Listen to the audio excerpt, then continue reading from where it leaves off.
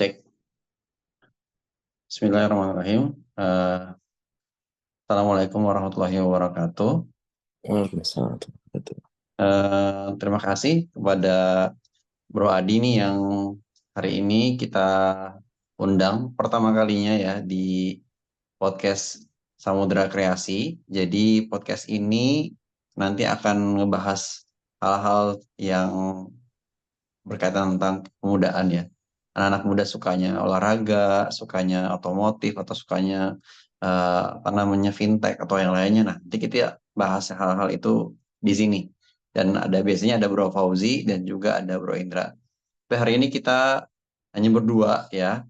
Dan bintang tamunya ada Bro Adi. Dan hari ini kita akan bahas goeser ya sebagai olahraga tren dan apa namanya joki Strava nih yang lagi booming ya, lagi in banget. Dan yang pertama, eh, terima kasih sudah hadir hari ini, Bro Adi. Dan yang keduanya, kita pengen denger nih cerita dari Bro Adi. Dan sebelumnya kita kenalin ya, Bro Adi ini goeser yang apa namanya kita kenal ya, karena kita temenan gitu ya. Coba cari-cari referensi gitu ya. Nah, ternyata teman sendiri dia suka banget goeser. Nah, kita tanya sepedanya itu harganya berapa ya, terus komunitasnya namanya apa, terus dia tuh setiap pekannya kemana gitu ya. Karena kita biar kebayang nih hal-hal apa yang akhirnya jadi tren dan berapa sih ngabisin biaya itu semua. Yuk kita langsung aja tanya ke Bro Adi. Gimana kabarnya Bro Adi? Ya, Assalamualaikum Mas Gilang. Alhamdulillah baik. Ya, sehat. Oke. Jadi em, untuk sedikit perkenalan ya. Jadi awal dulu goes itu mulai dari zamannya pandemi ya. Jadi em, kalau kita ingat di zaman pandemi COVID dulu kan kita orang-orang itu dibatasin mobilitasnya gitu. Jadi nggak boleh keluar rumah, nggak boleh jalan-jalan. Nah, tapi ada beberapa aktivitas yang dibolehkan. Kayak contohnya adalah olahraga gitu. Jadi kalau teman-teman jogging atau teman-teman naik sepeda itu boleh. Tuh, jadi dulu inget banget pas zaman COVID itu saya naik sepeda itu di jalan El Fadilah atau jalan Kopassus itu dijagain, depannya kan dijagain sama tentara gitu. Jadi orang-orang yang mungkin nggak ada kepentingan itu nggak boleh lewat situ. Nah, tapi kita goeser itu gampang banget tuh lewat situ. Jadi ketika kita mau lewat ya udah tinggal dilolosin sama bapak tentaranya gitu. Nah, gitu awal mulanya saya bersepeda. Jadi ya belum lama sih ya. Mungkin baru sekitar 3 tahunan nih bersepeda gitu. Dan ya untuk awalnya sih emang niatnya coba-coba dulu gitu kan. Jadi sepeda yang dipakai pun dulu sepeda bukan sepeda yang mahal-mahal gitu. Jadi kalau kita mau memulai sesuatu kan mulai dari yang kecil dulu, yang sederhana. Nah, itu mulai dari sepeda yang ya yang biasa aja lah gitu kan. Yang mungkin teman-teman tahu MTB gitu kan. Mountain bike itu yang sepeda yang umum gitu, yang stangnya apa lurus gitu, yang flat. Nah, kemudian baru setelah itu kok lama-lama asik nih sepedaan gitu kan, ketemu teman-teman baru gitu, ikut komunitas, ikut event-event. Nah, lama-lama ke situ mungkin disebutnya banyak keracunan juga kali ya. Keracunan dalam arti yang positif itu. Nah, mulai ganti sepeda yang lebih advance gitu, yang lebih mumpuni lah gitu untuk ikut-ikut kegiatan kayak gitu. Nah, dulu ikut awal komunitas itu dulu ada yang namanya Sejati ya. Dulu itu disebut Sejati Sepeda Jakarta Timur itu. Jadi anak-anak dari Jakarta Timur yang sekitaran situ, nah ikut komunitas itu. Dulu saya juga ikut awal-awal di situ. Nah, dulu ikut ikut acara di Sejati itu ingat banget pertama kali ikut eventnya adalah yang 90 kilo ke daerah Bogor. Nah, dulu karena kita anak baru gitu kan, yang masih newbie, yang paling jauh itu sepedaan cuma 30 kilo tuh ke arah Ragunan. Nah, diajakin yang 90 kilo itu pas pulangnya, wah, tuh Masya Allah, ngap banget napasnya, udah ngap-ngapan banget di situ. Nah, tapi lama-lama kok ikut yang acara yang jauh-jauh kayak gitu kan, lo malah ketagihan nih, enak banget gitu. Karena efeknya adalah badan kita kan jadi segar gitu kan, pikiran juga jadi plong, nggak di rumah mulu. Nah, ya alhamdulillah ikut acara-acara gitu dapat banyak manfaat. Ya kita akhirnya keterusan nih ikut kayak gitu. Nah, itu satu yang dari komunitas Jati. Nah, terus lama-lama juga kita ikut komunitas-komunitas lain kayak misalkan ada komunitas di Indonesia itu namanya GXID atau gravel. Jadi kan sepeda itu ada macam-macam ya, ada MTB, mountain bike, kemudian ada road bike, kemudian ada gravel bike gitu. Terus e-bike dan macam-macam lah. Sally juga sepeda lipat. Nah, itu masing-masing punya komunitas. Nah, karena sepeda saya road bike bisa, kemudian buat yang NTB bisa. Road bike kan dia mostly di jalan yang aspal gitu. Nah, kemudian MTB dia mainnya di gunung kan. Artinya yang jalannya itu bukan bukan jalanan yang di aspal nih, tapi batu-batu kayak gitu. Nah, tengahnya apa? Tengahnya ada namanya gravel bike. Jadi gravel bike itu bisa dibilang sepeda di dua alam. Nah, kira di Indonesia itu ada namanya komunitas gravel bike. Nah, namanya adalah GXID. Nah, di situ kita belajar tuh ya, mulai dari sepeda yang cocok apa, kemudian rutenya kayak gimana gitu. Nah, di situ kita belajar. Jadi ikut komunitas itu bukan cuman buat apa ya namanya, bukan cuma kumpul-kumpul, tapi kita juga makin berkembang nih, makin belajar di situ. Ya, jadi ya alhamdulillah dengan jalan kita belajar apa main sepeda tuh membuka apa ya banyak silaturahim ya, makin banyak kenal orang gitu kan, terus juga makin banyak kita dapat ilmu dari orang dan lainnya. Dan jadi ya masya Allah banyak banget sih manfaat dari bersepeda ini. Nah, langsung aja nih, berapa di biaya pengeluaran ininya, outfitnya nih? Suaranya kecil banget nih panggilan. Ya, berapa nih biaya pengeluaran Oh, outfitnya berapa nih kira-kira? oh, buat yang ini kira-kira kita kalau sekali goes ya, kalau mau yang sekali goes sebenarnya tergantung jarak sih. Maksudnya kalau yang cuman misalkan ke daerah Hambalang gitu, Hambalang yang cuman bolak-balik PP itu 65 kilo, ya paling nggak sampai 50.000 lah. Paling 30 atau ya tergantung teman-teman aja gitu. Mau makan berapa kali, mau kita apa beli apa aja selama di jalan. Nah, itu kan preferensi teman-teman. Tapi kalau saya nggak sampai 30.000 sih. Artinya cuman sekali makan doang dan ya paling sama sekali ngisi bidon air, ngisi botol air ya gitu. Jadi ya cukup murah kalau buat olahraga bersepeda ya gitu. Nah, kan nih mungkin kalau para pemula kan belum kebayang ya. Pertama pastinya ketika kita baru pertama kali terjun di olahraga goes gitu ya. Pastinya kan pertama kalinya yang kebayang eh, ya tadi ya kalau apa Bro Adi sampaikan tuh bahwa pertamanya 30 kilo aja udah capek banget. Nah, sebenarnya gimana sih kita apa ya, ngebentuk diri kita tuh supaya bisa apa ya bahasanya punya kapasitas atau apa ya tubuh kita tuh kebugarannya bisa terjaga sampai tadi tuh 9 dari 30 kilo ke 90 tuh pertama bisa misalkan perlu perlu tambahan konsumsi makan apa misalkan gitu ya. Itu pertama. Terus tadi eh, berapa kali berhentinya misalkan contoh tadi yang ke Bogor tadi. Terus yang terakhir tuh sebenarnya eh, apa sih kendalanya atau pernah putus rantai atau apa? Nah, itu gimana? Pernah ngerasain nggak? Nah, oke.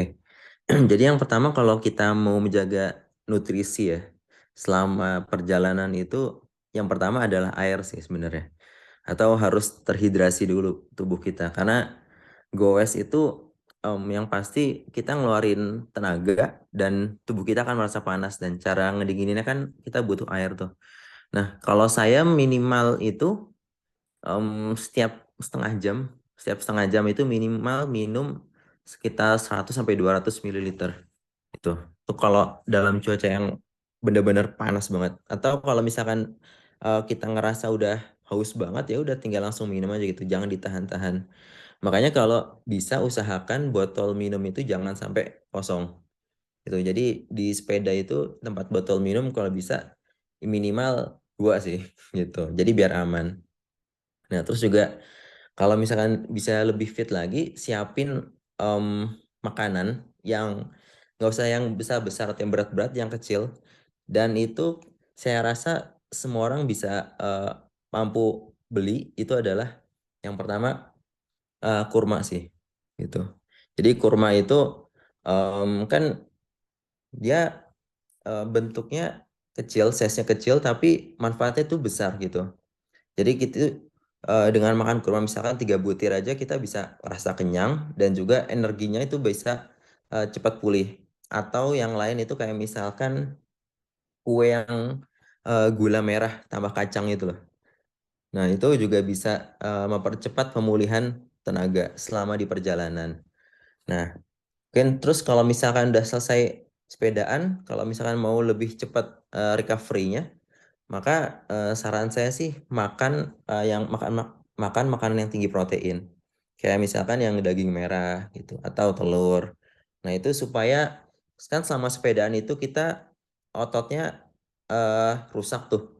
Artinya otot itu akan memperbaharui lagi setelah kita recovery. Nah, selama recovery itu maka kita memperbaiki dengan cara makan protein yang tadi gitu. Nah, terus kalau yang cerita-cerita kita selama sepedaan sebenarnya banyak ya. Artinya setiap kali sepedaan itu pasti ada cerita yang menarik sih, yang beda dari sepedaan sebelumnya. Walaupun walaupun jalurnya itu sama gitu. Tapi yang salah satu yang menarik itu ketika saya sepedaan ke Gunung Salak. Jadi Gunung Salak itu kan kalau PP sekitar 120 kilo gitu. Jadi malamnya, nah ini juga notes juga nih buat teman-teman pesepeda yang lain. Jadi kalau mau sepedaan itu usahakan harus tidur malam yang cukup minimal 5 jam lah, 5 jam 6 jam supaya ketika sepedaan itu jangan nggak ada ngerasa pusing, ngerasa lemes gitu. Nah, saya malamnya itu sebelum ke Gunung Salak kayak kurang tidur gitu. Jadi malam banget lah tidurnya jam 12-an. Terus paginya itu kan udah diajakin teman-teman goes ke Gunung Salak. Nah, itu bener-bener ngantuk banget. Jadi, Masya Allah ngantuknya tuh nggak ketahan lah. Jadi sampai pas berangkat pun itu mata agak merem-merem. Nah, pulangnya itu udah ngerasa ngantuk banget. Dan karena tahu ya, jalanan Bogor kan macet ya. Itu jadi sampai sampai ketiduran di atas sepeda gitu. Ini orang aneh. Jadi kalau ya kita udah ngantuk banget, ketiduran di atas sepeda, terus sampai nabrak motor tuh. Tapi alhamdulillah untungnya motornya nggak marah ya, dan karena nggak ada kerusakan yang berat gitu. Karena cuma bener-bener ngantuk, ketabrak motor yang depan. Terus sampai teman-teman pada heran juga, kok bisa gitu kan? Orang naik sepeda ketiduran. Nah, itu juga makanya sampai sekarang pelajaran juga sih. Jangan sampai tidur malamnya tuh kurang sebelum kita berangkat sepeda pagi harinya. Dan juga ada beberapa kasus juga dari yang kurang tidur itu sebenarnya sampai menyebabkan meninggal dunia. Ada orang yang malamnya dia kurang tidur terus paginya ngoyo, itu goesnya sampai yang berat banget, itu kan ratusan kilo, ya udah di tengah jalan lewat tuh kayak gitu. Nah, itu yang juga menyebabkan berbahaya. Dan juga kalau bersepeda jangan sampai apa ya namanya? Berlebihan atau yang sampai nggak bisa ngukur diri lah gitu. Mungkin karena dia gengsi dengan teman-temannya gitu kan. Oh, lu bisa nih nanjak sampai atas nih harusnya nih. Ayo ikutin gua gitu kan misalkan. Nah, tapi dia ternyata di tengah jalan, di tengah tanjakan itu dia ngerasa, oh jantungnya berat banget nih. Udah sampai panas. Nah, itu tanda-tandanya biasanya udah mau serangan jantung tuh kayak gitu. Nah, itu yang jangan sampai kita kena. Nah, harus makanya aware dengan kondisi-kondisi kayak gitu. Makanya walaupun itu sehat ya bersepeda, tapi jangan sampai itu malah berbalik membahayakan kesehatan kita tuh kayak gitu. Oke, ini edukasi juga tadi ya, ada segi nutrisi dan apa namanya, jaga waktu tidur ya. Hmm. Eh, Menarik ya sebenarnya. dan mau tahu juga sebenarnya sejauh ini Bro Adi ini kalau misalkan sepedahan gitu ya. Nah, itu pertama ngukurnya tadi ya. Kalau tadi dibilang ngukurnya ya ini jangan ngoyo gitu ya. Nah, terus ngukurnya tuh gimana? Kita tuh apa namanya? Sanggupnya berapa kilo gitu ya. Itu pertama itu ya. Terus apa mungkin gitu ya. Apa penting buat kita untuk mengukur hal itu juga dengan tadi ya. Oh iya kita kayaknya jantungnya udah ini. Nah itu ngukurnya kan kayak pakai perasaan kadang suka dirasa dan nggak dirasa ya. Nah apa sih sebenarnya keuntungannya kita kayak gunain Strava tuh bisa nggak kita tahu denyut jantung kita dari situ? Atau kita tuh langsung bisa, oh iya nih udah sekian kecepatannya nih detak jantungnya kayaknya sekian nih kayaknya nggak boleh nih. Bisa ya? Iya, itu bisa juga sih dari Strava. Sebenarnya hmm, sebenarnya Strava itu kan cuma aplikasi pencatat hasil olahraga kita tuh. Cuman alatnya itu sebenarnya ada beberapa. Kayak misalkan dari jam gitu kan. Dari jam misalkan jamnya itu dia punya fungsi untuk heart rate. Nah, atau dari apa namanya? Heart rate monitor yang dipasang di dada, di lengan itu bisa juga untuk ngedetect dari berapa heart rate kita. Jadi rumus heart rate itu kan 220 dikurang umur kita. Let's say umur kita itu 35, berarti kan maksimum heart rate yang diperbolehkan itu adalah sekitar 185. Nah, lebih dari itu gimana nih? Lebih dari itu ya bisa dikategorikan berbahaya sih, atau ya siap-siap aja nanti gitu kan. Makanya kita jangan sampai masuk ke zona itu, dan juga harus bisa mengukur. Kalau saya makanya mengukurnya jangan kira-kira, atau kalau misalkan kita nggak punya alatnya, nah itu dicek dari napas. Pertama napas, yang kedua dari suhu badan. Kalau napas sudah ngap-ngapan banget, ya udah stop dulu gitu. Atau misalkan dari suhu badannya udah kerasa ini panas banget nih, mukanya sampai merah, ya udah stop dulu gitu.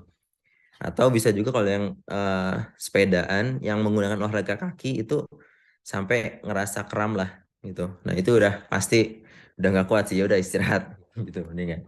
Kayak ya opsinya ya adalah istirahat itu sih. Nah kalau dari Strava itu aplikasi yang bagus. Jadi setelah kita olahraga itu kan kita bisa ngecek tuh zonnya, atau ada di zona berapa kita olahraganya. Kalau misalkan di zona 3, zona 4 itu berarti kita kebanyakan yang di anaerobik.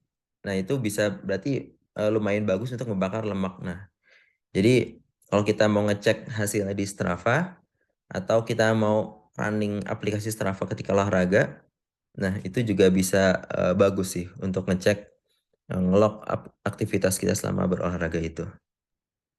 Oke nih, ini kan lagi fenomenanya lagi booming ya, Brody, tentang joki Strava ya. Nah, sebenarnya di komunitasnya Brody itu untuk penggunaan Strava tuh sejauh mana? Terus juga efektivitasnya kayak gimana sih untuk apa ya, mendeteksi apa ya selama ini olahraga goesnya Brody atau teman-teman yang ada di Goeser. Menurut Brody gimana?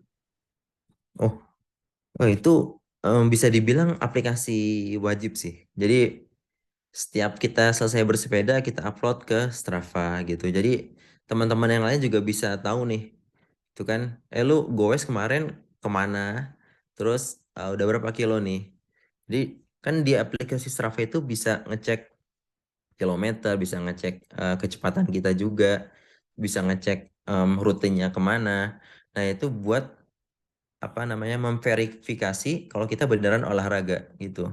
Karena di Strava juga bisa ngecek tuh kalau kita misalkan bilangnya naik sepeda, tapi ternyata kita dinyalain di atas mobil gitu sambil naik mobil. Nah, itu pasti Strava bisa ngecek tuh karena speednya itu speed yang nggak normal lah gitu.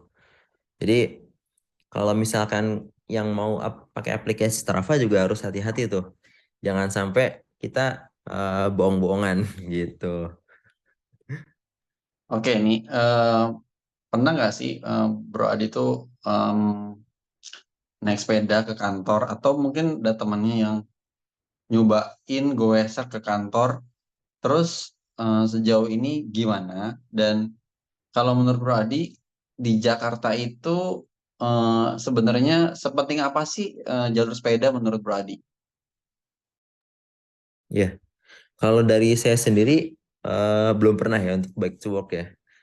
Jadi belum ada kesempatan nih untuk ke sana. Tapi kalau dari teman-teman banyak sih yang goes ke kantornya.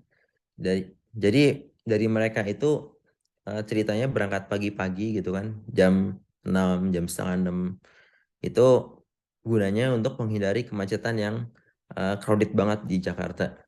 Nah, terus juga dari mereka pun sebenarnya harus berjubel juga tuh antara sepeda dengan motor-motor gitu kan. Terus juga kadang-kadang juga ketemu motor yang lawan arah gitu. Terus juga jadi apa ya, keselamatan antara pesepeda dengan pengguna kendaraan yang lain pun itu juga harus sebenarnya kita perhatikan juga di situ. Nah, terus juga dari fasilitas yang dikasih sama pemerintah lewat jalur sepeda itu juga sebenarnya kalau saya bilang maksimal sebenarnya kurang maksimal juga karena kalau kita lihat sepanjang jalan, let's say dari Ciracas atau dari misalkan rumah saya yang di Pasar Rebo ke arah Patung Kuda gitu kan. Nah itu kan bisa dilihat jalurnya kadang-kadang kemakan sama parkir mobil, parkir motor, atau yang pedagang kaki lima di situ. Jadi kalau kita mau benar-benar tegas gitu kan, mau benar-benar ya menegakkan aturan ya tolong ya itu dibersihkan dulu gitu. Jadi jangan sampai kita mau em, apa namanya bilang kita dukung pesepeda tapi ternyata di lapangan pun yang jalur-jalur yang udah disediakan tuh malah diambil sama yang bukan haknya. Nah, itu kan sangat disayangkan sekali sih kalau buat saya. Oke, eh, fasilitas apa nih selain jalur sepeda yang dibutuhin sebenarnya sama Goeser untuk misalkan ya apa yang dibutuhin tuh misalkan nanti akan disediakan nih. Misalkan nih kalau ada apa ya, pemerintah denger ya, denger curhatan hatinya para Goeser, menurut Bro Adi tuh hal apa sih yang dibutuhin sama Goeser selain jalur sepeda? Apakah line yang apa ya menyala gitu ya? Karena itu kan untuk keselamatan juga ya. Atau gimana menurut Brady? Ini pandangan pribadi aja. Ya, kalau dari saya sendiri sih ya yang pertama itu dari jalur sepeda yang semakin dibanyakin lah kayak gitu. Terus juga dari apa namanya kesadaran pengguna kendaraan yang lain juga apa kalau misalkan yang di lampu merah gitu kan jangan baru merah kemudian hijau udah diklakson duluan kayak gitu. Kita tahu kalau sepeda kan jalannya kalau dari start itu kan agak lama. Terus juga hmm, kayak misalkan ya penambahan line-line yang ada lampu-lampunya itu lumayan bagus sih untuk yang kalau kita misalkan pulang kantor gitu kan biar lebih aware pengguna kendaraan yang lain. Ya kayak gitu sih. Jadi sebenarnya kesadaran dari kita gitu kan. Terus juga dari pengguna kendaraan yang lain juga harus lebih ditingkatkan lagi. Juga mungkin dari pemerintah harusnya bisa ngasih contoh ya. Atau misalkan kalau bisa dikhususkan satu hari tuh PNS yang ada misalkan di Jakarta itu disuruh naik sepeda semua tuh kayak gitu kan. Nah, kalau misalkan satu hari aja bisa kayak gitu, itu saya yakin ntar hari-hari yang lain pun juga pasti akan naik tuh pesepeda-pesepeda yang lain. Kayak gitu. Ya, ini kayak di Belanda kayak gitu ya. Oke, terima kasih banyak kepada Brady sudah meluangkan waktunya di podcast Samoda Kreasi. Dan jangan kapok ya, kita undang lagi. Dan Siap, siap. terima kasih atas seluruh informasinya karena bermanfaat banget ya. Tadi tentang nutrisi, tentang juga apa waktu tidur ya, terus juga tadi outfitnya ya. Sebenarnya semua tuh bisa disesuaikan sesuai kebutuhan ya, nggak Hmm. harus apa sepedanya yang 10 juta atau 20 juta gitu ya. Tapi ya yang penting tuh utamanya olahraganya.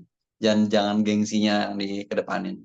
Karena kalau gengsinya dikedepanin bisa jadi nggak olahraga malah bayar joki. Nah, Gitu. iya betul. Oke, terima kasih banyak kepada Bro Adi atas waktunya dan mungkin jika ada salah dan hilaf kami mohon maaf. Terima kasih. Assalamualaikum warahmatullahi wabarakatuh. Terima kasih Bro Adi. Waalaikumsalam warahmatullahi wabarakatuh. Ya, sama-sama Mas Gilang.